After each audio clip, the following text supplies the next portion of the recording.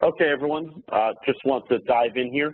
Welcome to our webinar, Social Marketing Best Practices for Your Channel.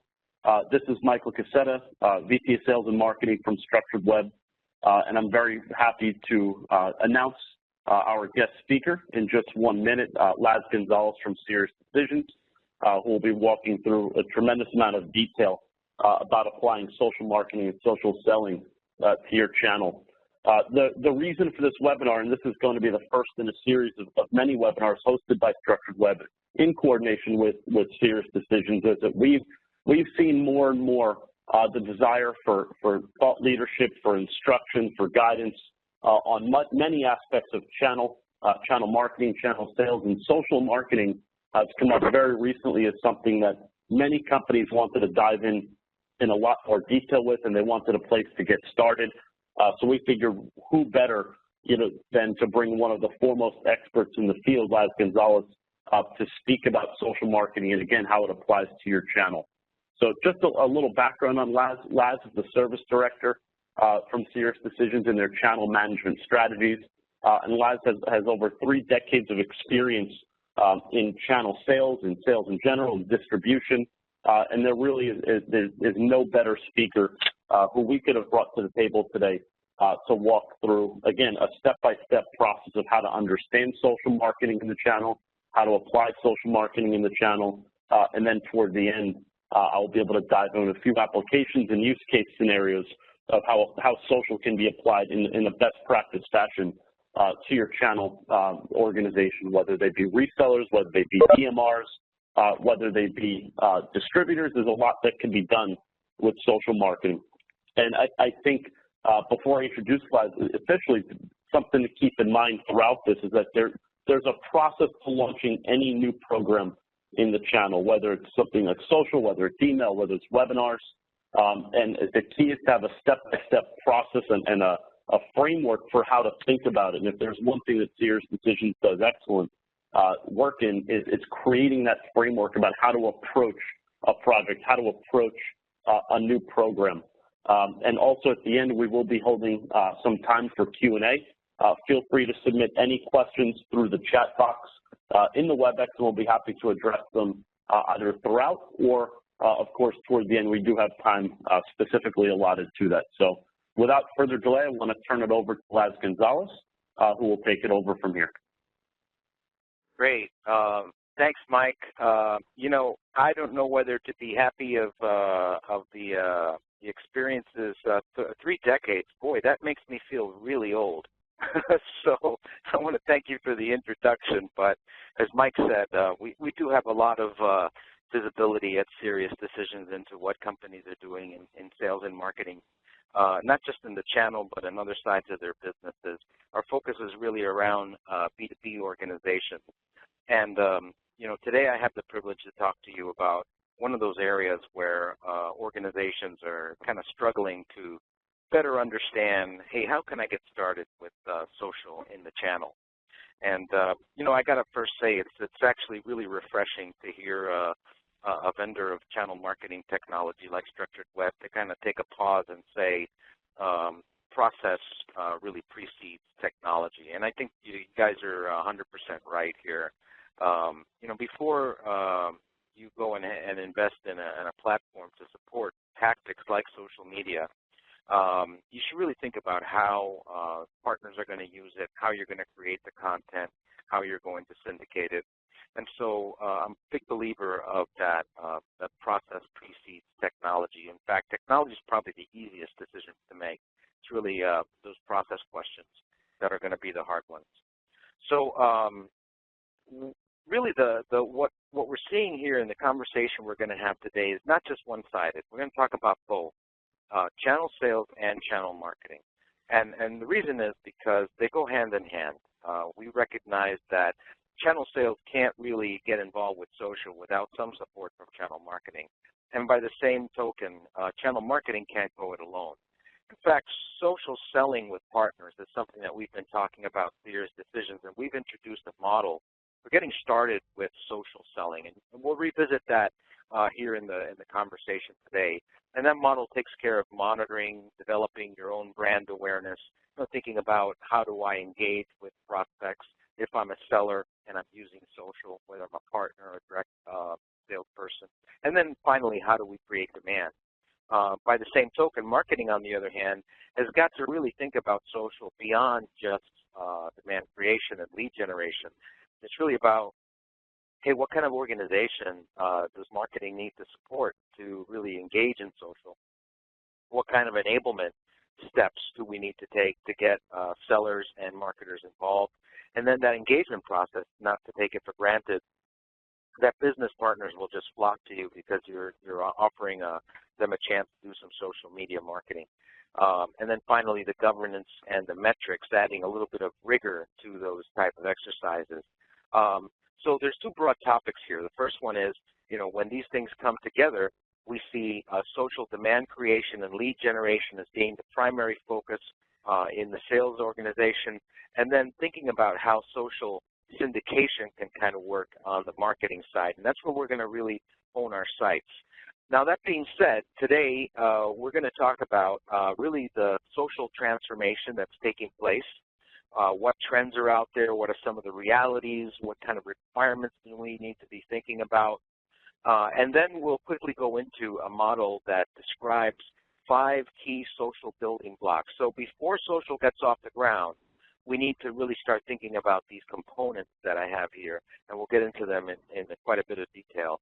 I'm not going to leave you without talking about social demand creation, because I know a lot of you are thinking about how do I use this to drive leads and new business. So we'll have a little bit of content there that we can get into.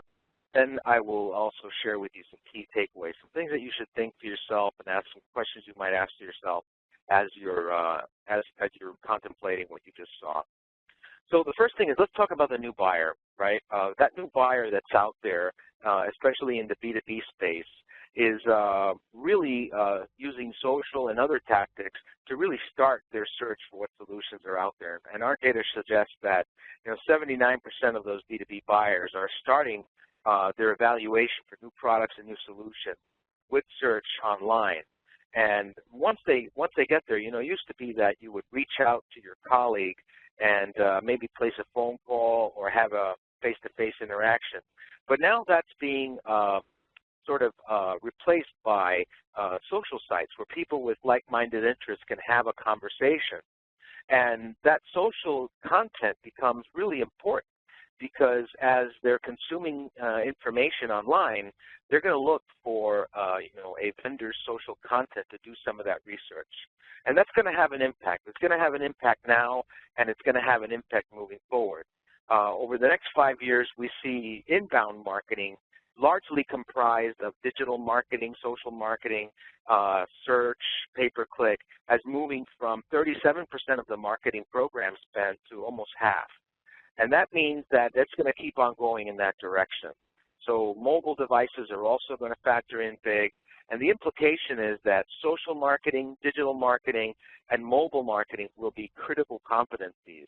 And we learned this in a mobile marketing survey that we did with Morgan Stanley on the use of mobile, especially with digital marketing.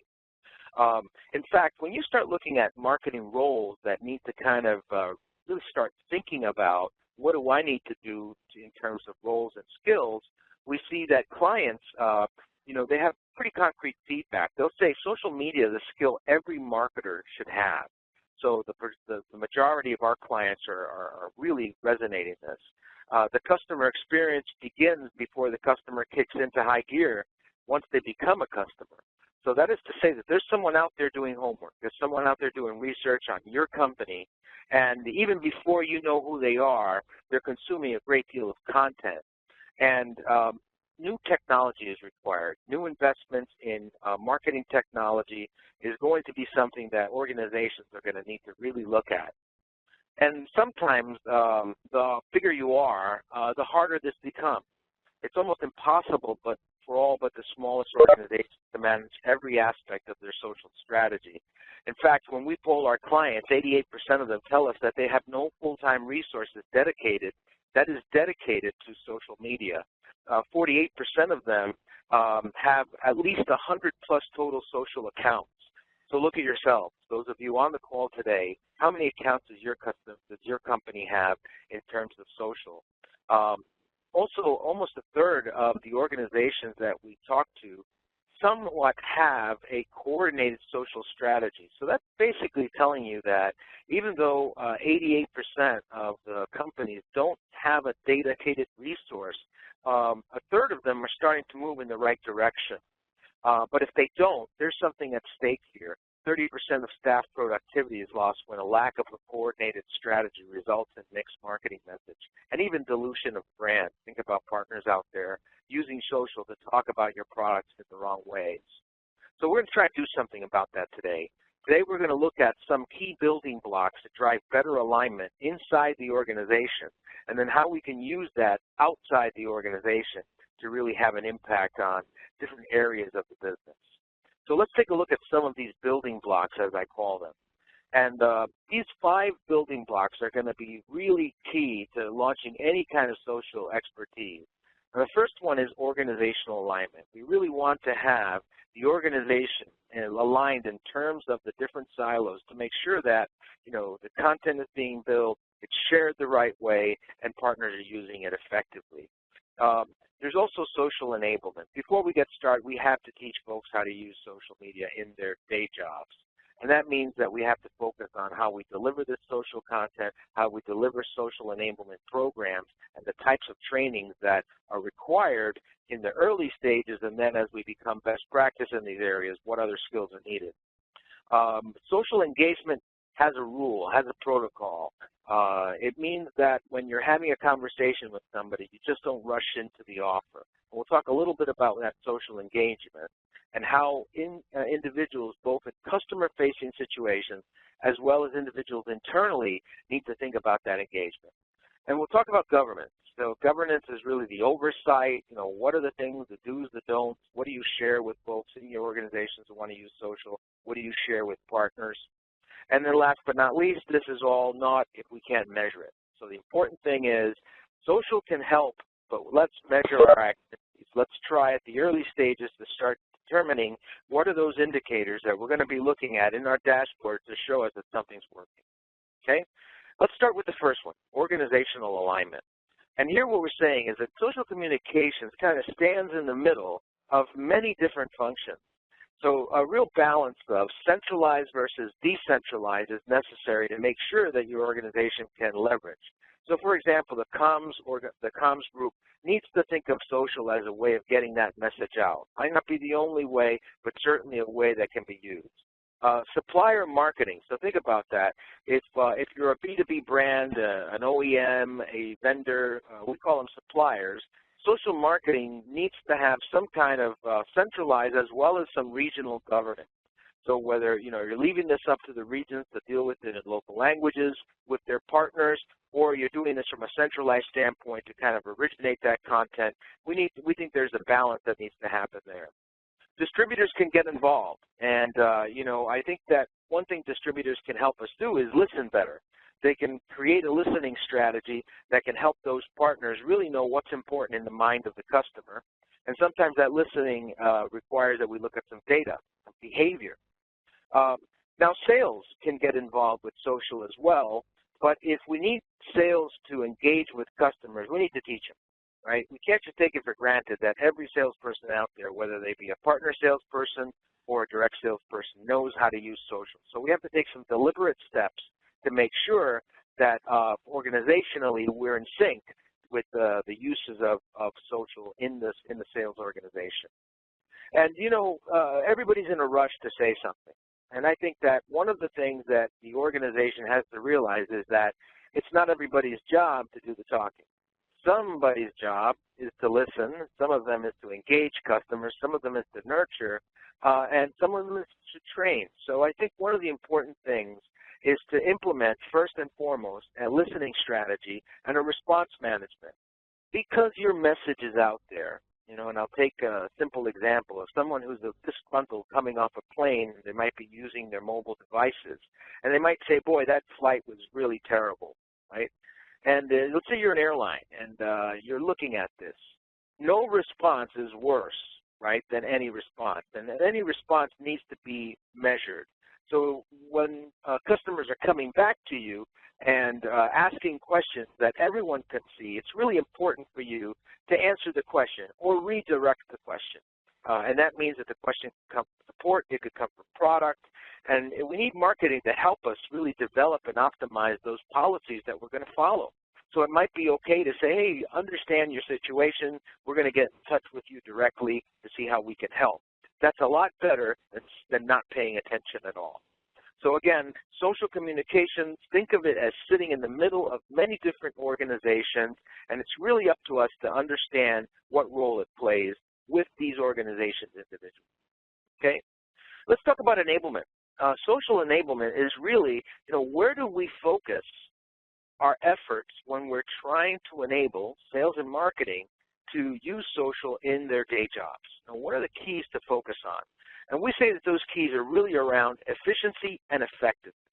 Now, at Sirius Decisions, we define effectiveness as something that could be measured in quality and results. So, for example, interactions with clients. We want to make sure that we can help sales improve in terms of their talent and when they use social to interact with clients.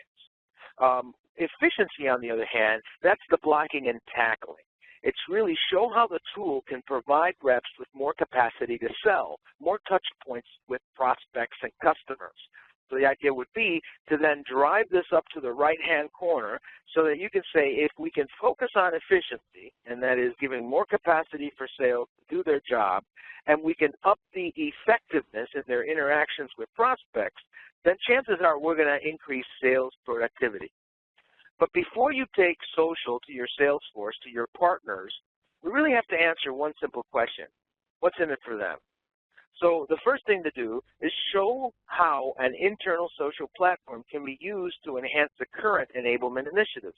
For example, onboarding, sharing with sales how social can be used to onboard new hires, how it can create a community-based type approach to the learning experience, making sure that new hires get connected with subject matter experts, and it gives us a chance to really monitor that group and see what's being discussed. Let them know how it can be used in training, using a group to teach a training class, using social media to promote some early wins. This is, as I said before, everyone could be looking. So you want to make, superstars of some of your performers, this is a great way of doing it, right? And also for coaching. Now, from a coaching standpoint, one of the things we can do is show first-line managers how social can be used as part of their coaching arsenal. So in other words, it's another way of coaching, sales talent. And the two other areas that I think that you need to kind of address from the partner sales side is show them how they could use social for account planning, how it can be used to incorporate different types of data that's out there about your prospects, about your customers, and really share that or encourage that across the account team. So, it used to be that you'd have to have, very dedicated descriptions to get the kind of data that you would go out there and find. And today, using Twitter, you can use it instead of sending information. You could collect a lot of information and use social to collect that data maybe around a customer and maybe with an opportunity. Also, social can be used for opportunity management. So think about creating a group for the opportunity team with a leader and then incorporate it into your existing methodology. So if you're using value selling or you're using large account management processes, show how that, now community group can leverage social to have better communications within the group and how to also extend that group outside and have also touch points into subject matter experts.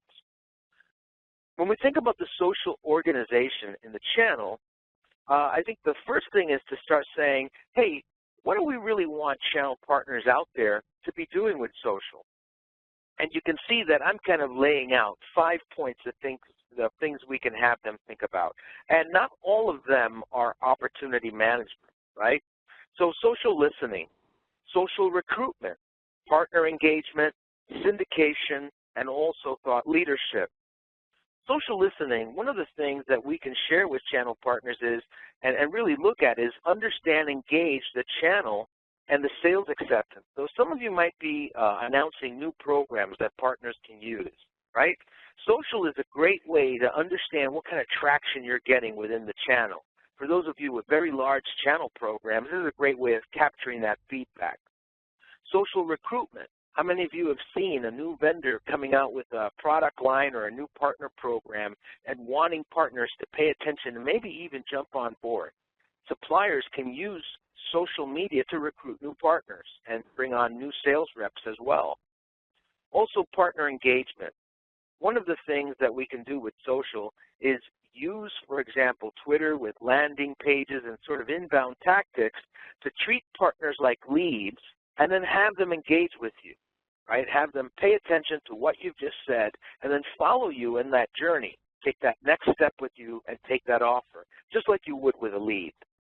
Now, content syndication is a great idea. It's a great way to use with partners, but you have to solve for the content creation and curation, which is really the management of that content, right? Don't take it for granted that if you use a tool to reach partners using social, that it's just going to get used, right? You have to have a very prescriptive approach to doing this. Finally, there's thought leadership.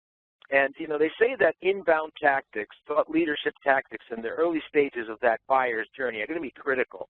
And social is a great way to catch that buyer when they're starting to, you know, make that journey to learn more about products and services that they're about to acquire. So have them listen to you. Become a subject matter expert. Drive those interactions through sales reps and customers so that they can then move towards the right in terms of that buyer's journey. And it really starting with social channel sales enablement. Really, the first thing that should be done is provide a supplier roadmap, something that says, here is the steps that we're going to follow as we start working with social with you. Also, help small businesses, those that don't have the wherewithal to reach the larger audience, help them get involved in social. Show them how that reach can then be used to really address new prospects and new customers. You know, the channel is somewhat jaded in terms of the kinds of marketing that gets offered to them. They see multiple different vendors come to them and say, you know, we'd like you to embark in some marketing with us. And it feels like a one-and-done type approach. And they're getting tired of that. And I think we're hurting ourselves more than helping in terms of just coming at them with new tactics. Let them know that this is a continuous approach. This is about building their brand, and we're going to stick with you during this process. And it's not just going to be something we're going to run for the next week and abandon. So move away from those one-and-done type approaches. Make it a more continuous program. And you can see on the right, we've got an example of some companies that are, you know, we're talking to their partners, showing them social media tips for your business. And this is a really good approach for you to start thinking about from a channel sales enablement. Now, training and certification should really have different components, but I kind of like to look at them three ways. There are those things that are really required. Let's call them the social media 101. And there you want to cover, you know, what is social media and why. There are going to be some folks out there that have really not paid attention to this, and it's your chance to really bring them up to speed. Talk to them about what are the differences between Twitter and LinkedIn and Facebook, what are the sites, what are the tools, and what's the right way and the wrong way to use them. So share with them some of the policies and procedures. The next thing you want to share with them are some best practices. So once they've acquired a mastery of the basic elements, take them to the next level. Talk to them about, you know, deeper site dives, maybe how they can mine for data using LinkedIn, which is always a great example. What are some of the mechanics of the site? So if you want to respond to somebody, how should you structure that response? Also, think about landing and expanding. That is to say that once you follow someone in a social type conversation, you want to expand that experience and maybe take them somewhere where you can maybe offer some learning or some further engagement. Remember, social is a supporting tactic, not necessarily a campaign all on its own. And leverage content. You know, think about some of the ways that you can use existing white papers, maybe case studies, copy that you have on your website. All of this can be used and incorporated, and I like to kind of say recycled into social programs. So it's important that you think about it that way as well. Now, once they get past the 101s and the best practice, now you want to show them from their particular vantage point how they can use social media. So start thinking about the role. Think about the account manager at that partner organization. or the technical person who's trying to acquire new skills to become certified. Show them how field marketing, from anything from demand creation or pipeline acceleration, can engage. Also, from a product marketing standpoint, you know, the idea is to share some of the product nuances, some of the new advances, some of the roadmaps, those kind of things, competitive intelligence, market requirements. Push that out to the salespeople as well. That's going to be helpful. Right? This next chart that I want to show you is something that companies often ask us. You know, as analysts, sometimes we take 6 or 8 calls a day, and customers all calling us, never with, well, some of them do call with some good news, but they're usually trying to solve some problems. And one of the questions that we always get is, hey, which outlets should I use when I'm communicating with partners? So depending on the nature of what I want to say to them, what's the best way? Should I go Twitter? Should I use LinkedIn? And so we created this chart to kind of help companies really hone in on, you know, what type of communication, what outlets you should use. And let's start in the middle. If you think about that triangle that I have there, you notice that it's broken up into 3 parts.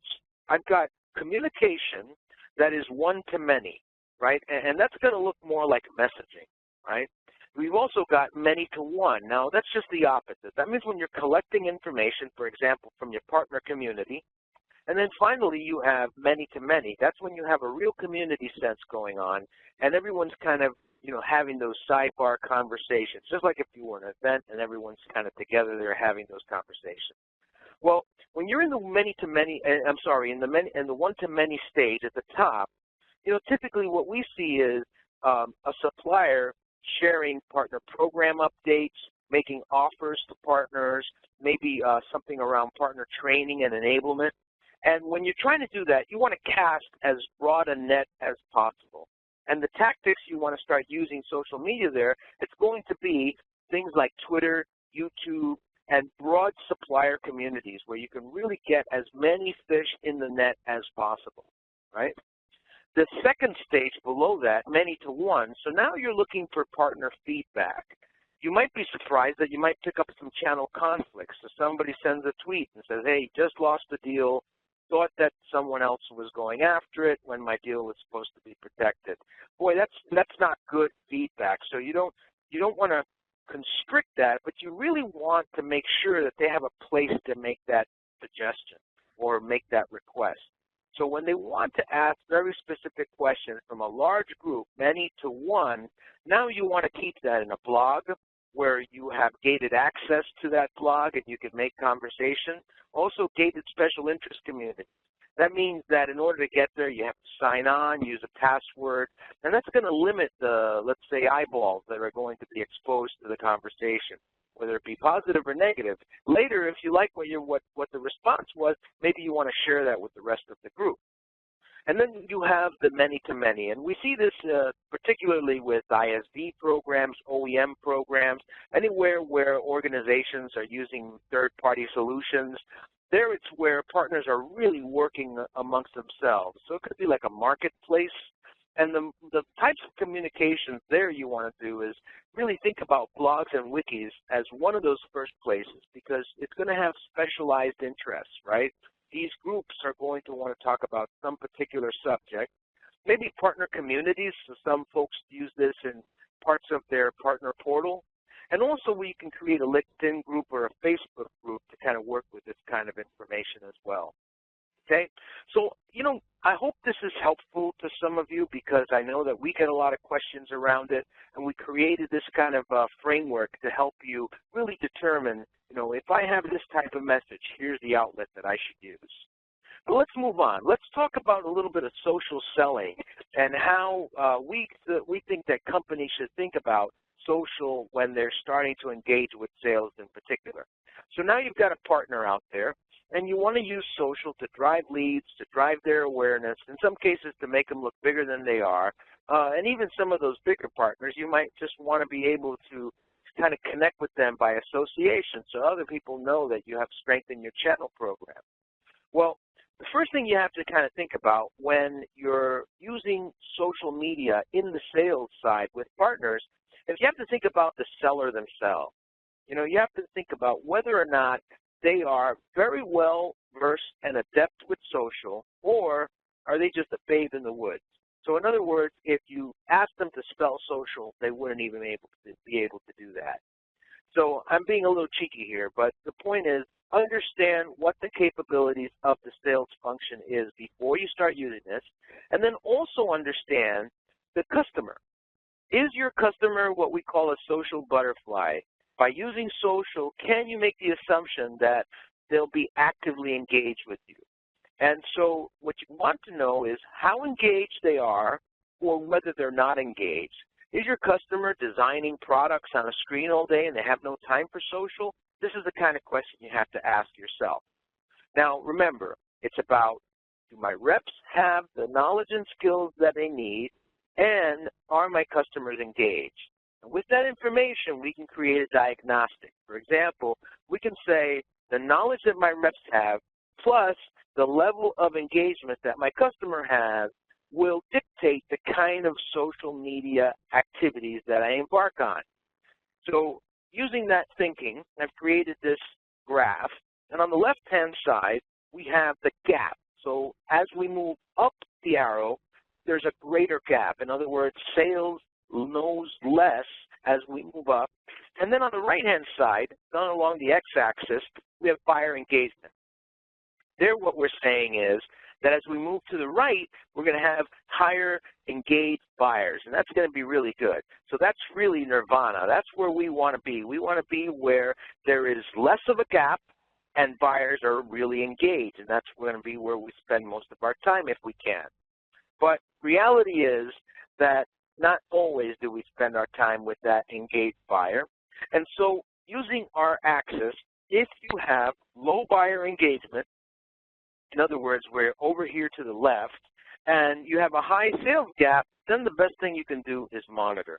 You can teach reps to monitor using tools like LinkedIn and Twitter what's going on out there, using it to use an account planning as we talked about before, maybe just becoming more versed at what's going on with the customer base. Now, if we move to the right of that, where we have higher buyer engagement, but we still have a high sales gap, we want to show sales that they can engage with that prospect, but they need to be careful when they engage with them because, again, they're not versed in social media, so there's certain protocols. Don't just respond to somebody by trying to sell them something. Maybe redirect them. Maybe act as a knowledge concierge that kind of says, hey, I see the question you're asking here. Maybe I can point you to the right direction. Now, down here, we have buyers that are not very engaged. But we also have pretty smart sales reps, and they understand what social is. So what we want to do is drive that sales rep's own brand. We want to drive that awareness, and we want to be able to syndicate content to them so that they can use it as their own and make themselves appear to be experts to those buyers. And then to the right of that, as I mentioned, that's when the stars really line up, right? That's when you have low knowledge gaps. My sales folks really know how to do this, and you have really engaged buyers. My buyers are going to be listening. And again, if we bring our axis back in here, it's really when you have that perfect storm that you can do that demand creation. Okay? So let's talk a little bit about that. When we start talking to reps about doing some of that monitoring, we want to just kind of ask them to keep it simple. First of all is don't try to make, don't be in so much of a hurry to make an offer. You know, provide some value. Don't follow people around. Don't be a stalker, and be sincere. Any misrepresentation that you make will be a reflection of your organization. So you have to be real careful here, and teach them to listen. Let them know that sometimes using social, it's better to listen than to try to be the expert in everything. Now, another piece of this is, on the channel side, is really thinking about syndicating that content out to partners. And so here, for example, in the graphic, we have what we call social content syndication. And this is really important because, you know, a lot of our clients, they come back to us and they say, well, how do we get reps on the partner side to really say the right things that they need to say and really have them focus on what are the things to do and not do? Well, one thing you can do is put the words in their mouth. In other words, let them know what their customers would like to hear, and use content syndication as a way of doing that. So if partners can specify what content they're interested in, then the supplier can put that content in their social on-demand websites, and then partners can review or edit or approve any of that content for them. Okay? Also, this can be published into the partner's social media site. So a white paper that you share with sales, it's going to make it through their LinkedIn or their Twitter to reach a broad set of customers.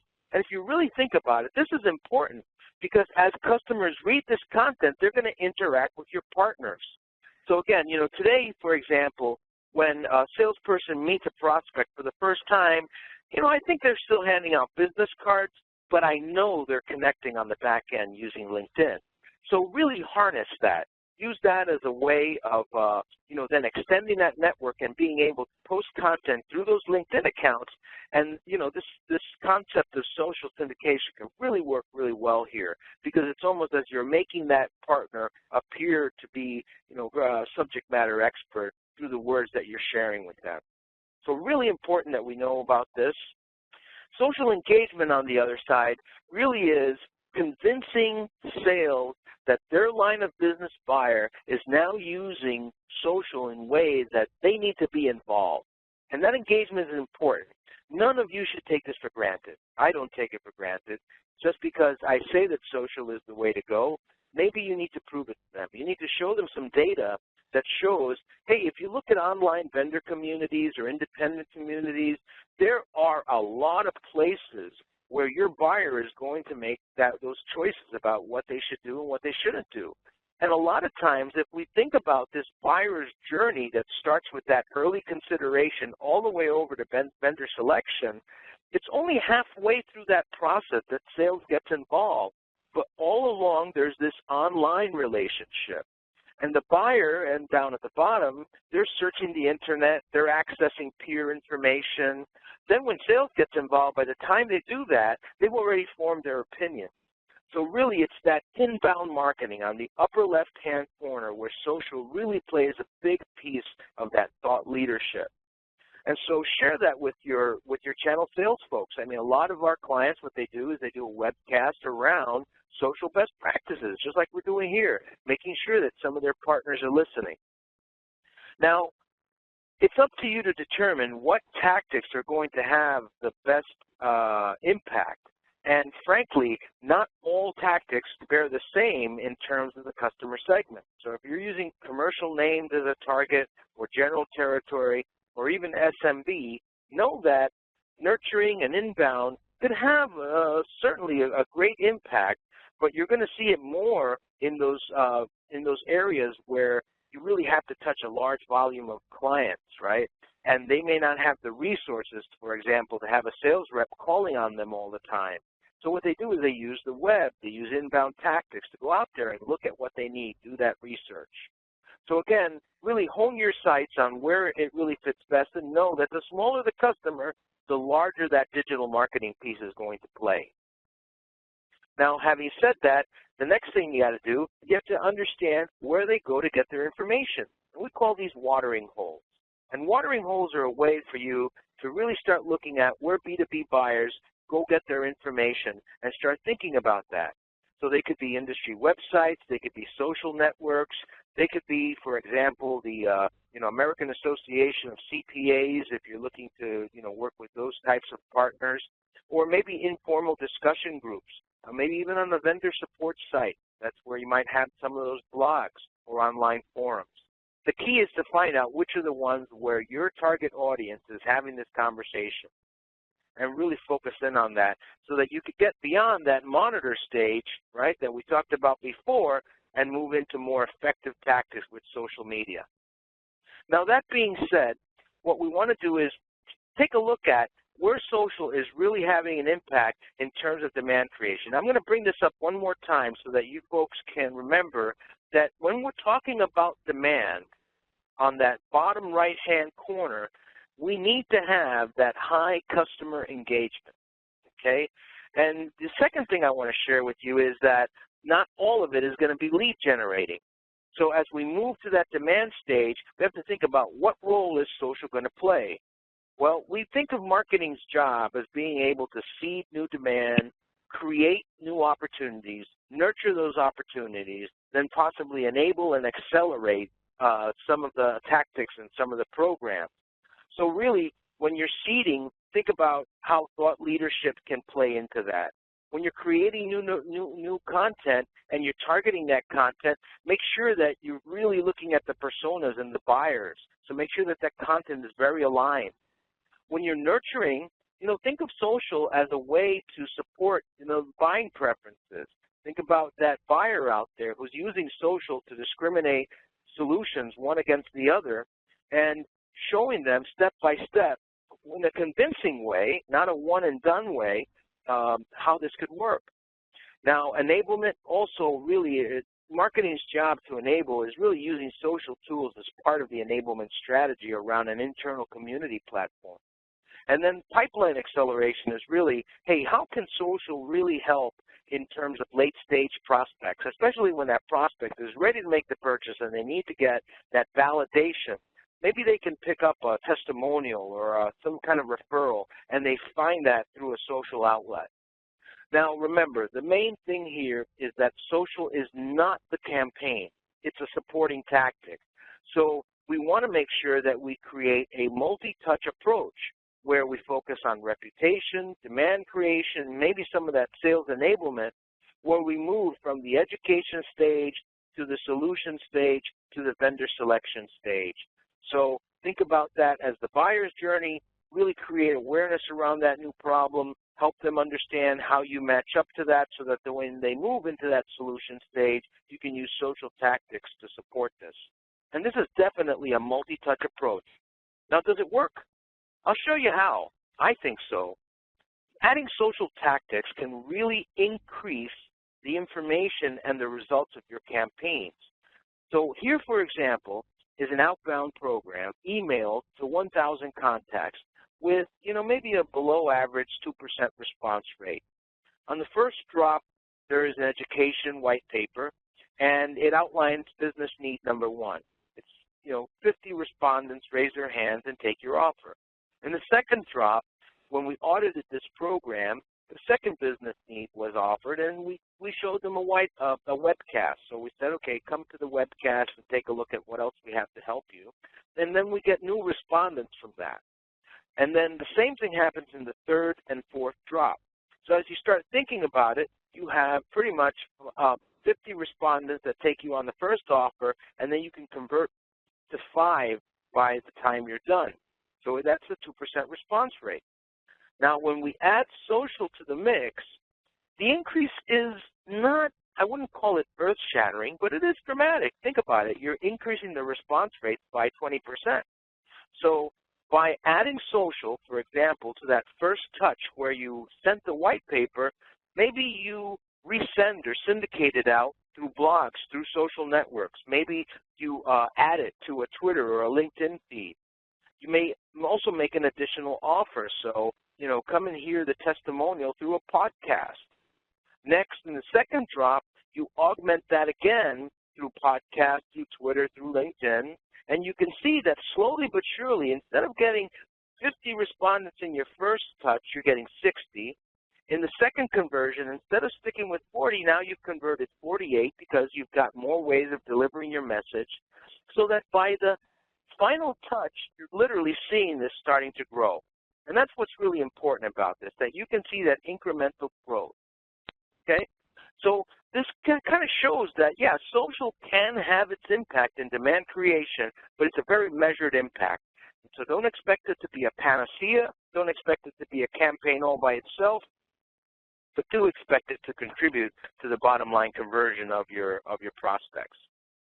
Now, having said that, I just want to share with you a couple of key takeaways, and then I want to turn it over to Mike because he wants to share a case study or two. And really, it's understand where you want to focus your social enablement efforts when you're getting started. Think about monitoring, engaging, driving awareness, and demand, and think about that MEAT model and how it can help you. Also, remember, incorporate social into existing sales enablement and training programs to gain better adoption by direct and partner sales. But remember one thing. Answer the question, what's in it for them? By itself, I think you've heard me say it a couple of times now, social is not a campaign by itself, but it can be a strong supporting tactic to nurture and advance leads. So with that, I want to turn it back over to Mike. And Mike, why don't you talk to us a little bit about what StructuredWeb is doing here and maybe some of the case studies that you mentioned.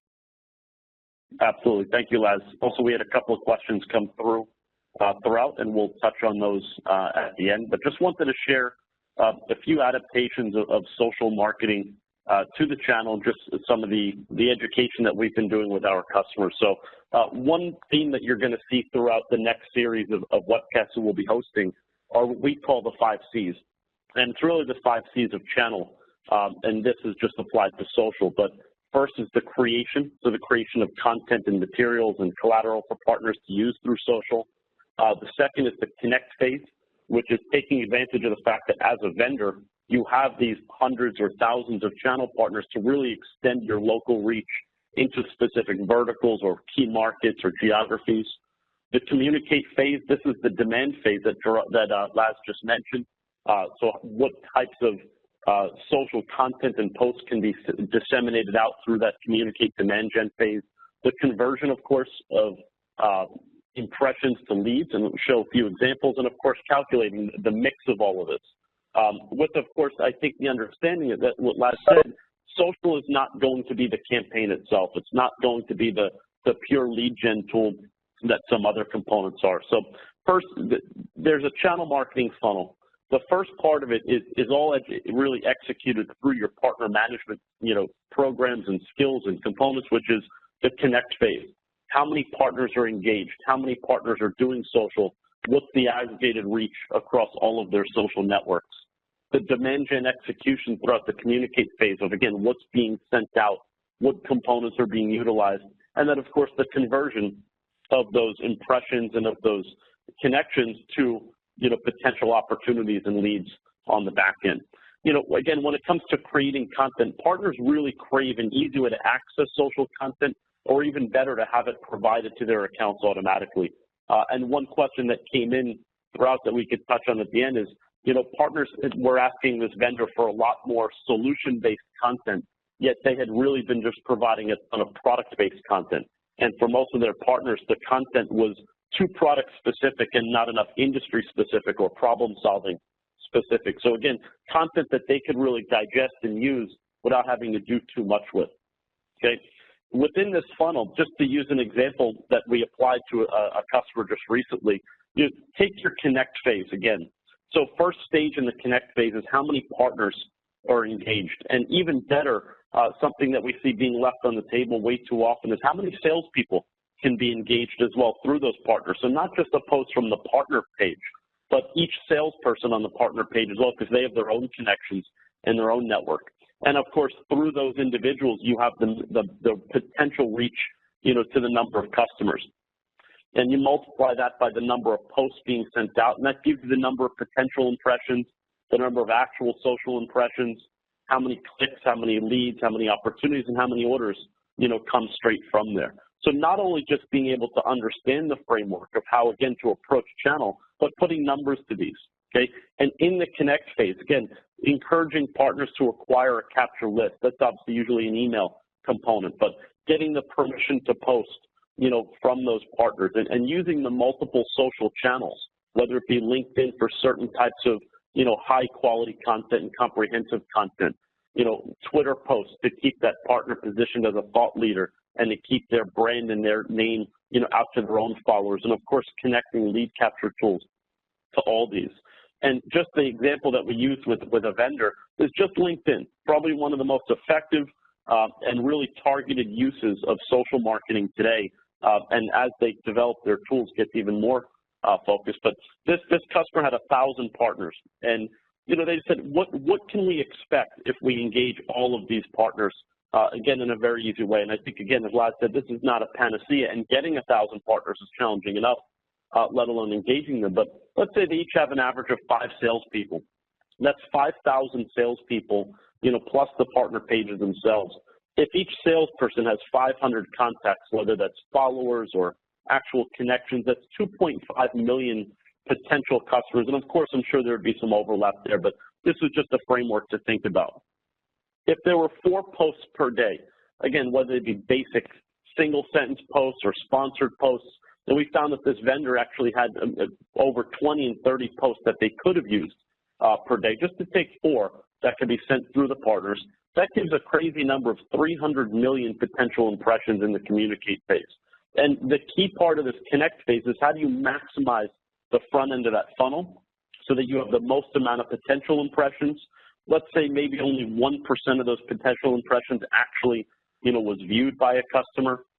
And let's say only 1% of those were clicked. And let's say only 10% of those clicks actually submitted a form, gave their information, and, that converts to a specific number of opportunities, which becomes a specific number of orders. And again, I think this is a very simplistic way of looking at it, but this customer had never really put numbers to see what's possible with an effective social strategy. And another key part of this is consistent and timely content for the partners so that they can use it, and again, so that they're encouraged to use it. And the understanding that not every customer, not every partner has the same focus. So again, making it easy for the partners to post the proper content, or better yet, letting them subscribe to a specific thread, as we've done with many customers now, so that the partners have these posts auto-fed right to their accounts, done on their behalf. Okay. Marketing is complicated enough, and we encourage really a very holistic approach to use much more than just one tactic at a time. And social is really just a component, of the whole mix that really needs to be applied, to effective channel. But once the marketing is done, it's very important to set up processes that generate the leads, but also help convert them. And partners need help, really nurturing leads and scoring them properly. So very important that the partners are supported through this whole process. Okay, and then of course being able to convert those leads with high quality landing pages, lead scoring, and a nurture process attached. So it's not just here's a post, please tweet us back or please respond. It's more a post that drives to a landing page that showcases the partner. So it really keeps the whole process very consistent from front to back from the partner's perspective. I believe we just had a WebEx freeze here. And the last component really is about making sure that, again, the convert and being able to calculate everything converted from top to bottom. So being able to measure the different components, being able to analyze the different reports, how many posts, how many tweets, how many shares, and also, of course, how many leads and how many clicks were generated throughout the entire process. So what I wanted to do here is open it up to some Q&A in our last few minutes. Laz, can you still hear through the WebEx? Yes, I can. Can you hear me? Absolutely. So my WebEx just froze on me and disconnected me. But the first question that came in here was that the partners are craving more social content. And this vendor said that they have enough trouble creating enough content for their own direct marketing. Any suggestions or any thoughts as to how they could curate and cultivate enough content, for the really broad base of partners?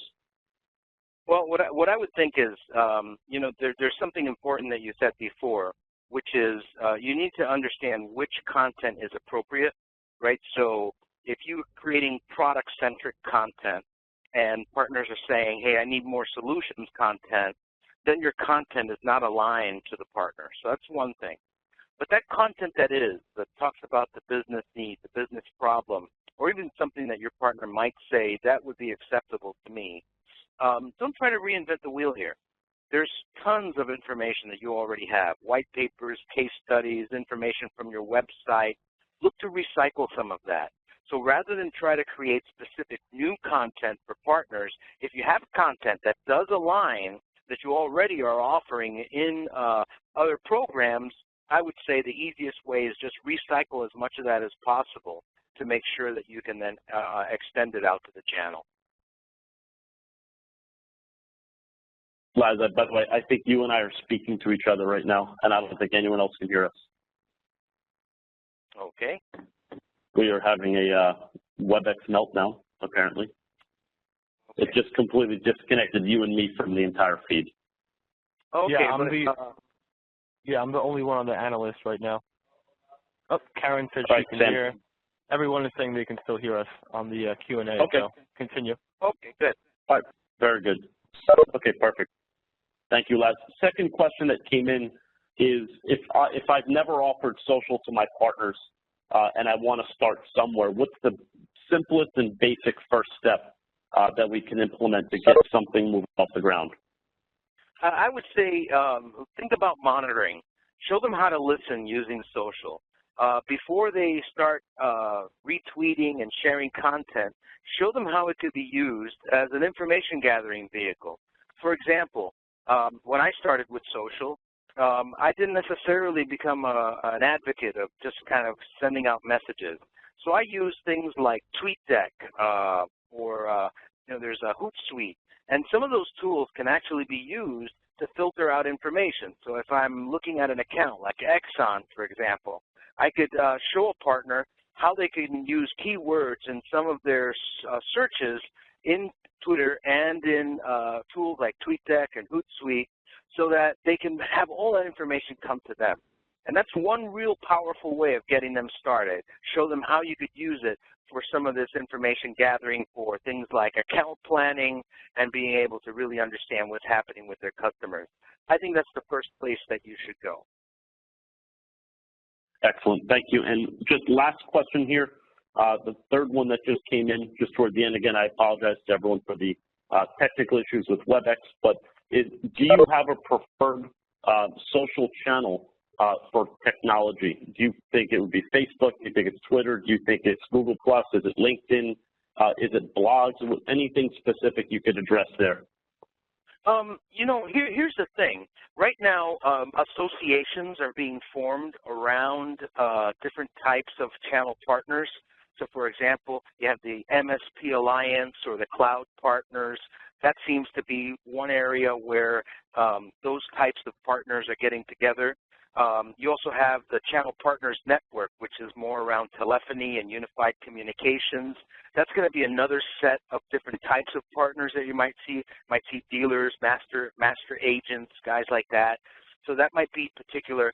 The real question is where are the watering holes, right, for technology? I think that specific to the technology, you're going to see groups and associations having sidebar conversations, and those are going to be where you want to focus. The more narrower the focus, the more you can focus on the like interests that those people are having in those conversations, the better chances you're going to be about reaching that audience. If you're just thinking business, though, on the other hand, there are some pretty amazing groups in LinkedIn right now. And the same goes for the China and the German version of these networks, where you can really go in there and start narrowing down and speak to some like-minded folks. So I would say first look for the associations related to the type of technology that you're offering and look for the partners there. And then second, start thinking about from a business standpoint some of those more professional groups that you would find in sites like LinkedIn.